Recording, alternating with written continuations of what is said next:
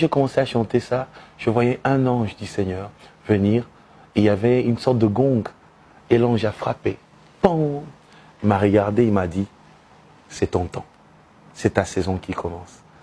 Après quelques minutes, une vingtaine de minutes, je vois l'ange réapparaître la nuit et me dire, attention, il y a une chose que tu dois faire de temps en temps. Rappeler à tout moment la croix. C'est là que le grand travail a été fait. C'est ainsi dans la chanson, j'ai dit Nakanisi ekulusu. C'est ainsi j'ai dit même Bangeluba betangonga. C'est ainsi même dans les clips, vous voyez, j'ai trouvé un agistère. Oh non, c'était juste un agistère de Kitambo ici qu'on a appelé, qui a pris de tôle et qui a formé ça, qui a créé ça, et nous avons mis la peinture jaune, c'est tout. C'était juste un agistère de Kitambo ici. Et voilà, j'ai voulu illustrer ça dans les clips. C'est une chanson que je n'ai pas écrite, c'est une chanson que Dieu m'a donnée comme ça. Il faut dire que la plupart de mes chansons ne sont pas des chansons que j'ai écrites comme ça. Pendant mes moments de prière, d'adoration, je vois les anges chanter. Je passe beaucoup de temps, il faut le dire, avec les anges. Je les entends chanter. Je vois comment les ciels adorent et j'essaye de ramener ça dans les cieux. Vous voyez, la Bible dit que ta volonté soit faite sur la terre comme au ciel. Vous voyez, donc tout adorateur doit prendre le temps d'aller dans les ciels pour voir comment la volonté de Dieu s'est faite là-bas. C'est ce que la Bible dit, que la volonté de Dieu, que ta volonté soit faite sur la terre comme au ciel. Donc si tu ne sais pas ce qui s'est fait dans les cieux, tu sauras pas comment faire sous cette terre des hommes. Vous voyez, voilà pourquoi tout adorateur est appelé à passer plus de temps dans les cieux, dans la présence de Dieu, pour voir ce qui se fait, sa volonté qui se fait dans les cieux, et ramener ça, dupliquer ça sur terre. Voilà pourquoi moi, je passe beaucoup de temps avec les anges pour voir ce qui se fait dans les cieux. Et lorsque je viens sur terre, les gens disent « Ah, il a ramené de nouvelles choses ». En réalité, je n'ai pas ramené de nouvelles choses. J'ai juste copié ce que j'ai vu dans les cieux. Alors, pasteur, parlez-nous un peu de votre dernier concert, votre récent concert en Belgique. Vous êtes sans ignorer que depuis un certain temps, à cause des soubresauts politiques que nous traversons ici en République démocratique du Congo, c'est que il y a le phénomène combattant. Et il y a une décision qui a été prise par les combattants qu'il n'y aurait plus de concert des artistes congolais. Mais Moïse Mbilé est parti à Bruxelles, Moïse Mbilé a livré un concert. Est-ce que c'était pour défier tous ceux-là qui interdisent ces concerts en Europe? C'était pour défier, oui, mais pas les hommes. Défier le diable qui se sert des hommes. Je n'ai pas à défier les hommes. Ce combat n'est pas, l'apôtre Paul dit, cette lutte n'est pas contre la chair et le sang. Non, du tout. Ce combat de combattants, je vous le dis, cette lutte de combattants est un combat spirituel. Vous voyez, j'entendais, il y a de vidéos sur Internet, où vous pouvez voir un homme en train de dire, vous suivez ces Jésus-Christ-là, les dieux que les Blancs vous ont ramenés, voilà pourquoi l'Afrique n'ira pas loin, il faut suivre les dieux des Noirs. En entendant tout ça, j'ai réalisé que ces combats n'étaient plus politiques. Ça devenait un combat spirituel. J'ai dit non, si c'est spirituel, alors on va combattre. Je me suis levé. J'ai dit à Dieu, Seigneur, est-ce qu'il faut que je parte? Le Seigneur m'a dit, Moïse, vas-y et je te donne même ce pays. J'arrive le jeudi en Belgique, le vendredi, le samedi matin, il y a le maire de la ville qui appelle, qui dit « Je vais recevoir cet homme ». Je suis allé me présenter à leur hôtel de ville là-bas. J'étais reçu par le maire. On a parlé, le monsieur Philippe, et il m'a dit « Pasteur Moïse, nous allons t'accompagner. La ville de Belgique va t'accompagner et ce concert aura lieu. » Comme ça. Je suis allé avec beaucoup de courage. Je peux même vous dire, même si le maire de la Belgique avait décidé de ne pas m'accompagner, j'allais livrer ce concert. Pourquoi? Parce que au-dessus du maire, il y avait la puissance de Dieu. Le Seigneur m'avait déjà dit, vas-y. Vous savez, moi, quand je fais toutes ces choses, avant de faire quoi que ce soit, je demande la volonté de Dieu. Dès que Dieu me dit, Moïse, fais-le, je fais sans réfléchir. Pourquoi je sais que ce ministère des anges, que plusieurs négligent, Ce ministère est en train de travailler à mes côtés. Personne ne peut me toucher sans que le Seigneur l'ait permis. Il existe ce qu'on appelle les frontières spirituelles. Vous voyez, il existe des frontières spirituelles, c'est que l'homme ne peut jamais dépasser. Vous voyez? Et mon souci, c'était de montrer à tout le monde que on ne peut pas défier Jésus-Christ. On ne peut pas faire tomber Jésus-Christ. Je l'avais fait avec foi, avec courage, même avec colère. Vous n'aviez pas eu peur? Je n'ai pas eu peur un seul instant. Je suis arrivé en Belgique, je me suis promené. Je suis allé manger.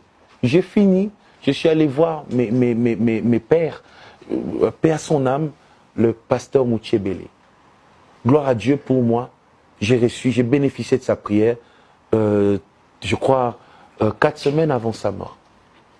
Je suis allé le voir. Après mon concert, on a parlé. Il m'a encouragé, il m'a dit, fils, continue. Il a prié pour moi. J'ai quitté, je suis allé voir l'autre père, le pasteur Kiboutou. Je me suis agenouillé, il m'a aussi béni. Je suis allé dans un McDo manger. Et je suis rentré. Je n'ai pas eu peur. Je savais que le Seigneur marchait avec moi. Donc, je n'ai pas combattu un homme, je n'ai pas défié un homme, je n'ai pas le temps de défier qui que ce soit. Et je pense que même ces hommes ont compris qu'ils peuvent combattre n'importe qui sur cette terre. Ils peuvent même combattre Moïse Mbié, ils vont réussir. Mais s'ils se lèvent pour combattre Dieu, ils vont échouer. Et ça, ils l'ont très bien compris. Ça, c'était une leçon. Ah, ça? C'était une leçon. En tout cas. On ne combat pas Dieu, on ne combat pas Jésus-Christ. L'homme n'a aucune force pour détruire l'œuvre du Seigneur Jésus-Christ. Jamais. Pasteur, là, je vais prendre la peau des millions de personnes qui ont toujours cherché qui attendent en fait la réponse de la question que je vais poser. Ah. Vous êtes prêt à m'écouter? Oui. En fait, le pasteur Moïse Mbié est un modèle de réussite. Ça, tout le monde le sait. Toujours bien habillé. Le pasteur Moïse roule carrosse. Je ne voudrais pas citer les marques de voitures. Le pasteur Moïse, on le voit toujours en première classe, entre 2 avions.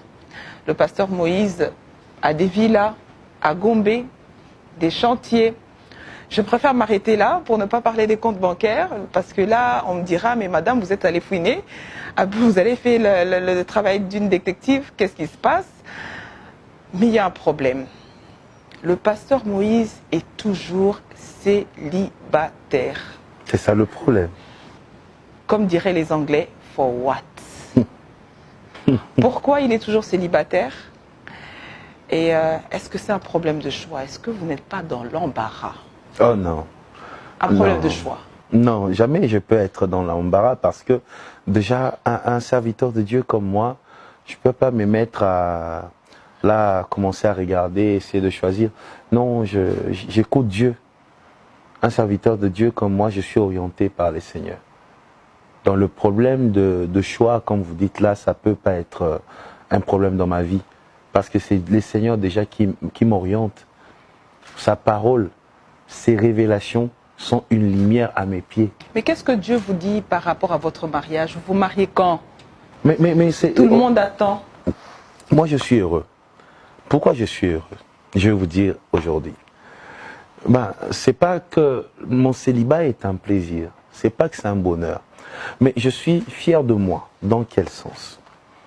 Vous savez, on avait 2 parents qui, il suffisait que l'enfant finisse ses études, trouve un petit job d'étudiant. Première chose, marie-toi. Vous voyez, il y avait même des entreprises où pour être engagé, on disait, il faut être marié. Jusqu'aujourd'hui d'ailleurs. Voilà, ce sont des bêtises. Ce sont des bêtises. Être marié, c'est ça, l'assurance d'être quoi? Posé dans la vie, fidèle, responsable. Mais c'est incroyable. Combien des hommes mariés sont le plus irresponsables dans ce monde, qui font des enfants partout, qui sont mariés, qui abandonnent leurs enfants et leurs femmes, qui font beaucoup de bêtises dans ce pays et dans ce monde. Combien de mariés?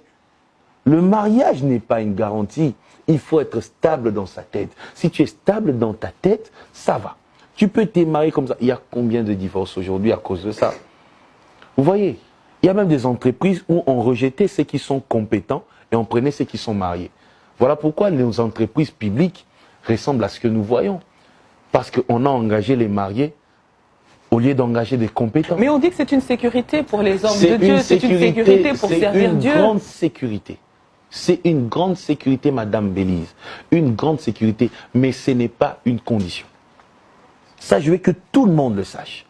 Être marié, c'est bien. Être marié, c'est une sécurité. Être marié, ça stabilise. Être marié, c'est une garantie. Être marié, tu seras même un exemple pour l'Église, pour les personnes, les membres que tu diriges. Tu pourrais être un bon conseiller de couple si tu es marié. Donc, il y a plein d'avantages lorsqu'on est marié. Et même la Bible dit, deux valent mieux qu'un. Si l'autre tombe, l'autre relève. Ça arrive qu'il y ait des moments où tu te sens faible et ta femme te dit, lève-toi chérie, on va prier. Ça arrive. Donc, il y a beaucoup d'avantages dans le mariage. Mais est-ce une obligation pour servir Dieu? Non. Je suis théologien de formation. Je suis serviteur de Dieu, ouin. Je lis la Bible, il n'y a pas un livre que je lis comme la Bible dans ma vie. Il n'y a pas ça. Vous voyez, aujourd'hui, on a poussé des gens à se marier et voilà les conséquences aujourd'hui. Il y en a qui sont en train de voir leur ministère se détruire parce que les Congolais disaient, marie-toi, marie-toi. Gloire à Dieu pour moi que j'arrive à réunir des foules, à remplir des stades avec des hommes qui viennent dans mes concerts, non pour voir le visage de ma femme, mais pour admirer mon talent, pour admirer la main de mon Dieu.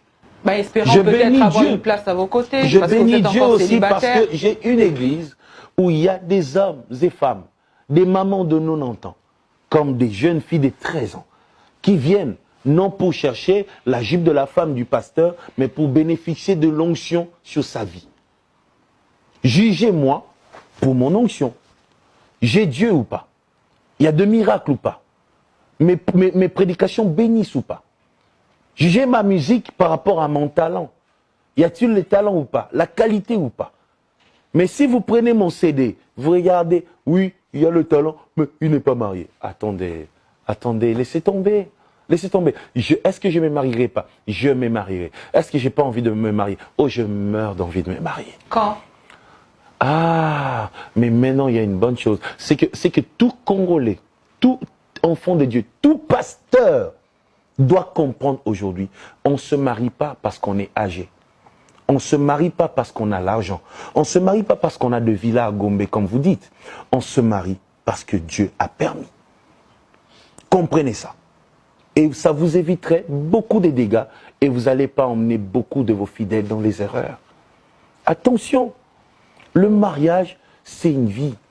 Le mariage, c'est une responsabilité. Ce n'est pas d'abord un plaisir charnel ni sexuel. C'est d'abord une responsabilité. C'est la responsabilité d'une vie. La vie de l'autre. Et les enfants qui viendront avec.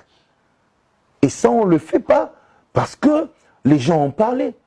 Les gens peuvent parler aujourd'hui, demain, après-demain. Je ne me marierai que dans la volonté de Dieu. Vous comprenez?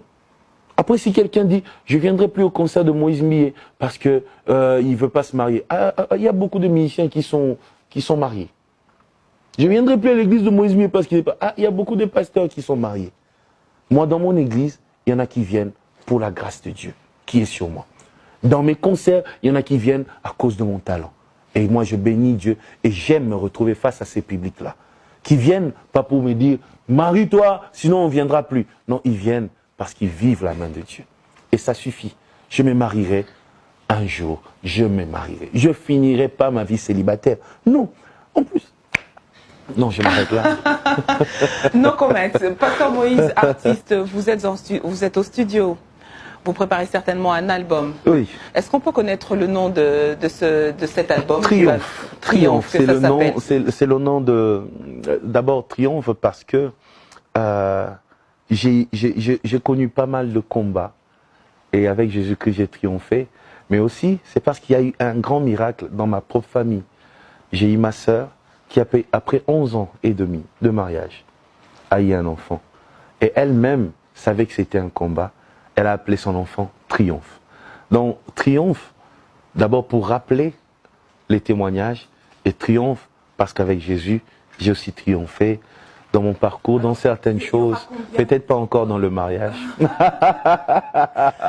Moïse Mbié orgueilleux, c'est comme ça qu'on vous taxe près de certaines personnes. Orgueilleux, vous êtes un peu trop renfermé sur vous-même. Bref, vous n'êtes pas quelqu'un de très sociable. Vous ne parlez que de Mike Alambaye, mais déjà tout à l'heure, on a évoqué les unions avec les autres pasteurs.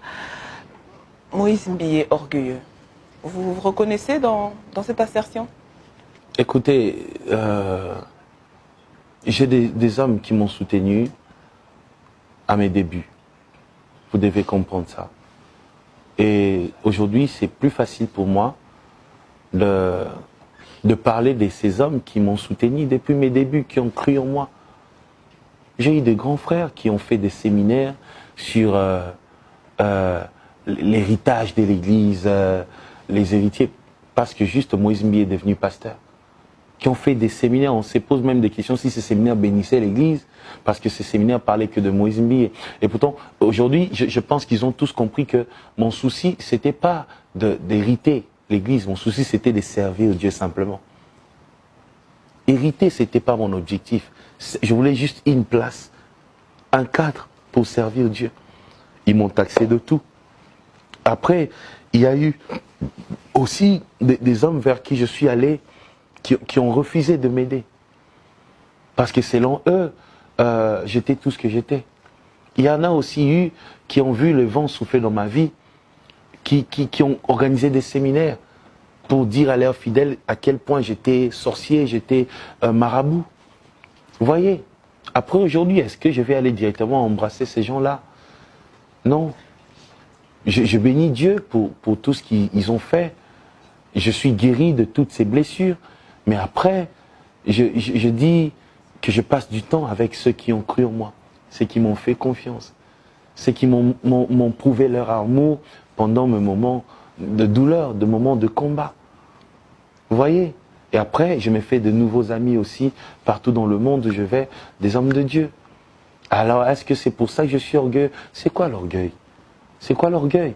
Lorsque je mets... Vous savez, on est dans un pays où la personne qui dit « Je reviens d'un voyage », quand on lui demande « Tu viens d'où ?»« Je viens de Bassan-Koussou. »« Ah, gloire à Dieu, que Dieu te bénisse. » Et l'autre qui dit « Je reviens de la France. » Orgueilleux. On est dans un pays où on voit l'orgueil partout, en fait. Juste parce que tu viens de Paris, tu es orgueilleux. Quand tu parles de Bassan-Koussou, tu es humble. Vous voyez? Donc, je pense que... Regardez, je suis là, sur ma chaise. Je suis assis là. Vous êtes chez moi. Quelqu'un dira, ah, il montre quoi? Sa chaise avec de parties rouges là. Et qu'est-ce qu'ils veulent? Que le jour où vous venez chez moi, que je puisse enlever les chaises, que je mette des ebongas là, des choses comme dans la maison d'un féticheur pour qu'on dise que je suis humble. Non. Non. Ma vie, c'est ma vie de tous les jours. Ce que je montre, c'est ce que je vis. C'est comme ça que je vis. Je ne suis pas orgueilleux, je suis moi. Donc le jour où tu me vois dans ma belle voiture, ce n'est pas pour te le montrer, c'est ma voiture de tous les jours. Ce n'est pas pour t'éprouver quoi que ce soit. C'est ce que je suis. Ma chemise blanche, j'aime les chemises blanches. Voilà, c'est tout. Je ne mets pas ça pour te mettre mal à l'aise. Non. L'orgueil, c'est lorsque je viens avec ma chemise, j'ai dit, regardez, ma chemise blanche, il n'y a pas de tache. Hein. Ça, c'est l'orgueil. Mais lorsque je mets ma chemise, juste parce que je trouve que je suis élégant avec ma chemise blanche, ce n'est pas de l'orgueil. J'ai mis la chemise que j'ai. Et je trouve que cette chemise, elle est blanche. Je suis sorti avec la voiture que j'ai. Il se trouve que cette voiture, elle est... Voilà. Je suis dans ma maison. Il se trouve que ma maison est... Voilà. Ce n'est pas de l'orgueil. C'est ma vie. Je suis désolé. Alors, pasteur Moïse Mbié, nous découvrons beaucoup de casquettes de vous. C'est vrai, pasteur, homme de Dieu, artiste. Vous êtes aussi auteur. Tout au début, vous nous avez parlé de Affermi pour l'envol. En fait, ce livre que les chrétiens qui font leur premier pas dans la foi reçoivent en termes d'enseignement. Et récemment, vous avez encore publié 2 autres livres, Saison de réclamation, Esprit de Balaam. Parlez-nous un peu de vos ouvrages.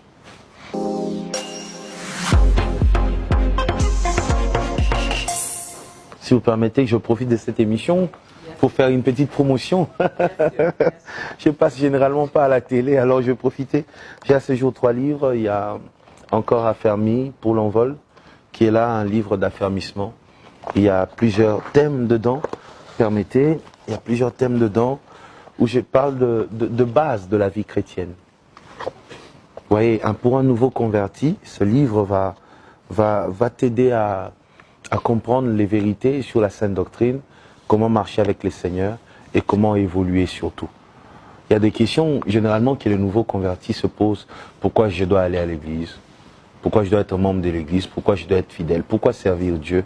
Quels sont les avantages? C'est quoi le baptême? Pourquoi je dois être baptisé au nom du Seigneur? Le baptême par immersion. Moi, j'étais déjà baptisé chez les catholiques. Il y a des questions comme ça. Et toutes ces questions, pour toutes ces questions, il y a des réponses dans ces livres. C'est un livre des enseignements de base. Parce que j'avais remarqué que dans les églises aujourd'hui, un prédicateur qui vient prêcher sur le baptême, il y a les fidèles qui disent vraiment, nous vraiment les anciens, on est assis, c'est tout ce qu'ils trouvent à nous enseigner. Des enseignements élémentaires comme ça. Ouais, les gens oublient les bases et veulent voler comme des aigles. Mais après, même l'aigle se pose un moment. Vous voyez? Et c'est pour ça que moi j'ai écrit ce livre. Parce qu'on a tout le temps besoin qu'il y ait un rappel, qu'on nous rappelle les bases. Ce qui fait la force d'une maison, c'est pas les murs, c'est pas la peinture ni toiture, c'est la fondation. Et c'est ça ce livre Affermi pour l'envol. Après, il y a un livre sur l'esprit de Balaam. C'est un livre qui parle de leader, un livre qui parle de leadership, de comment bien gérer. Lorsque tu es privilégié dans la vie, dans l'église, dans la société, dans la famille, comment t'es comporté. Éviter l'esprit de Balaam. Balaam qui était un devin. Et on a décortiqué l'histoire de ces devins pour faire comprendre les erreurs à éviter dans la vie. Pour être efficace, beaucoup de gens, nous voyons plusieurs monter, après 3 mois tomber, après 2 ans tomber, après 1 année tomber. Mais comment faire pour rester longtemps dans les hauteurs? Le problème, ce n'est pas d'être élevé, le problème, c'est de demeurer élevé. Et l'objectif de ces livres, c'est enseigner, pour te montrer comment tu peux faire pour demeurer dans les hauteurs et vivre une vie de gloire en gloire. Et il y a le 3e livre, ça c'est juste magnifique. J'aime beaucoup ce livre, c'est La saison de réclamation. Plusieurs se lèvent dans les églises, combattent. Plusieurs parlent du combat spirituel. Plusieurs tapent les mains, allez, je chasse l'esprit de Zo, l'esprit de mère, l'esprit de mon père, l'esprit de ceci, sans comprendre ce qu'ils font. J'explique ici comment combattre, comment gagner, comment remporter, comment être efficace. C'est quoi les jeunes? C'est quoi la place du jeune dans le combat spirituel? J'explique pourquoi le diable réclame. Oh, nous avons des réclamations, nous avons des liens dans nos familles. Mais comment en sortir? Tout est dans ces livres. Donc j'ai à ce jour 3 livres et je suis en train d'écrire encore. Je vous ai parlé tout à l'heure du livre Découvrez les anges. Oui, parce que vous avez annoncé au début de l'année, vous avez parlé de 6 livres qui devaient sortir. Il y a le livre Découvrez les anges qui va sortir aussi. Il y a un autre livre qui est ce qu'il faut savoir sur la présence de Dieu. Je parle du ciel, je parle de toutes ces choses. Et il y a un autre livre qui est Affermi pour l'envol 2, où il y a encore d'autres enseignements d'affermissement, mais bien révisés, en plus de celui-ci. Et il y a un dernier livre qui est, je pense, j'oublie le titre, ça va venir. Voilà, il y a un dernier livre qui va aussi sortir, La puissance de l'Église. Voilà, ce sont les livres qui vont pas sortir malheureusement cette année. Mais j'avais planifié, vous savez, la Bible dit dans Proverbe, l'homme forme de projet, mais c'est Dieu qui permet, c'est Dieu qui contrôle tout. Nous ne formons que de projets. J'avais décidé de sortir ces livres cette année, mais avec tout ce que j'ai eu à faire. Mais comment s'en procurer, pasteur? Il y a pas mal de gens qui nous suivent. Comment ils peuvent se procurer